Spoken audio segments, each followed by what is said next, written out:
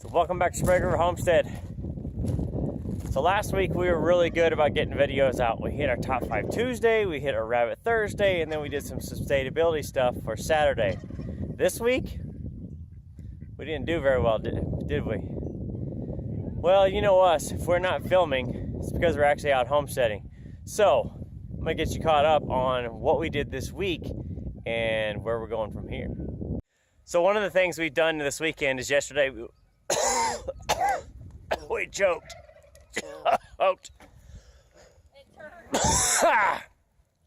Dying over here. Dying, I'm saying. So one of the things we did this weekend is yesterday we drove down into California. It was about 2.5 hours or so, maybe about 3 with some lunch. But Nikki's been looking at getting some kinder goats. So we found a nice farm down there that allowed us to come in and kind of check out the goats. So once we got back from there, we kind of just took the evening off, had a nice grill out last night, and then today we are, as you can see behind, we are burning. So for us, we have a 2-week window right now at the end of April that we can legally burn without using a permit. So we've got one pile going, and we're just kind of shuffling everything back and forth using the ATV and the cart that we put together. So obviously the hose is out there. Nikki's tending that full time while I'm kind of going getting stuff, bringing it back, dumping it in, going to getting more. So beyond the burn pile back there, we've got a smaller barrel that we used. We set up late this week, maybe like Thursday or Friday, I think we did. But it's just basically a 55-gallon metal drum that I used a unibit to basically put holes all the way around it.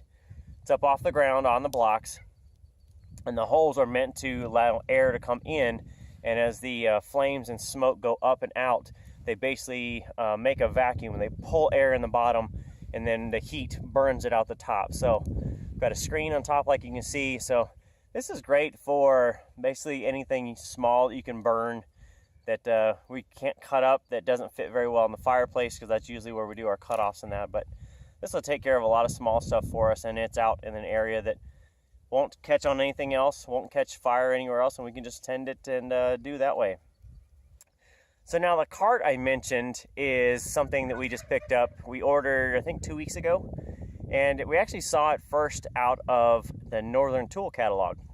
We don't have a store here locally, and we couldn't find one to ship to, but Home Depot can actually order it for us.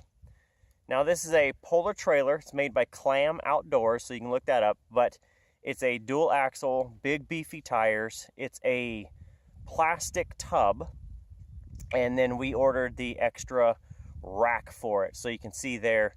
Now it's big enough you could probably take it on a safari if you're doing farm tours, but we're just gonna honestly use it to either clean out stalls or load up like split firewood. A little bit more efficient using the quad to run back and forth around the farm than using the tractor itself. So pretty good. I think it was under $1,000 for it all shipped, and we picked it up at our local Home Depot store. So pretty good stuff.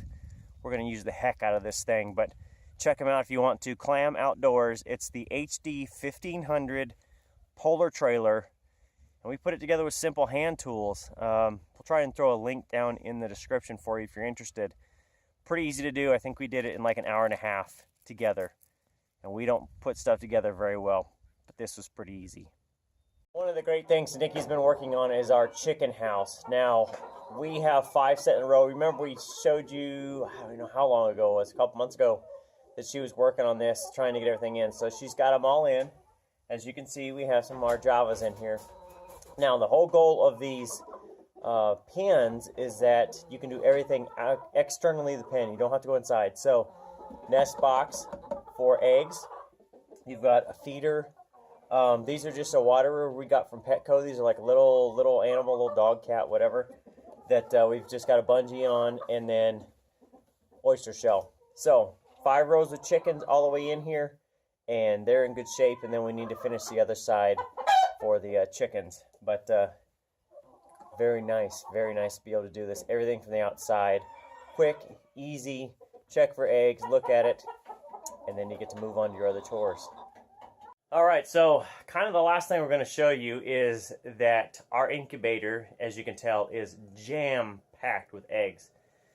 Now, the chickens take roughly about 21 days to incubate. The turkeys, ducks, and geese are about 28, in that range.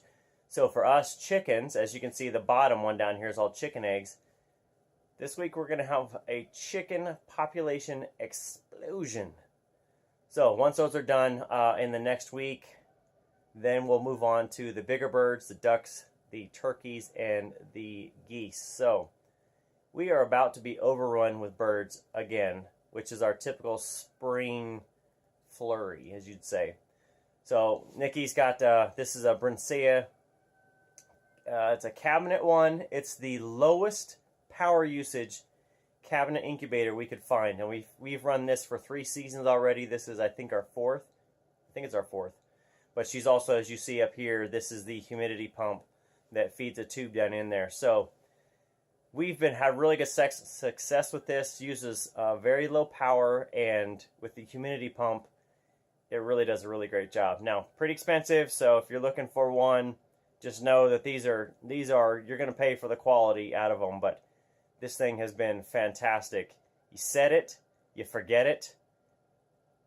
I think that's a tagline for something else, but that's it. It does everything else. You just keep an eye on it a couple times a day.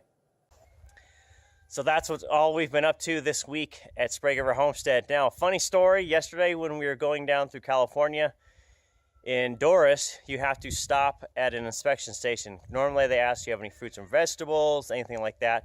The guy yesterday asked if we had anything to declare. What's the funniest thing you think that he's ever heard? Do you have anything to declare? I mean, how do you answer that? I don't know. We just said no, carried on our business. But do you have anything to declare?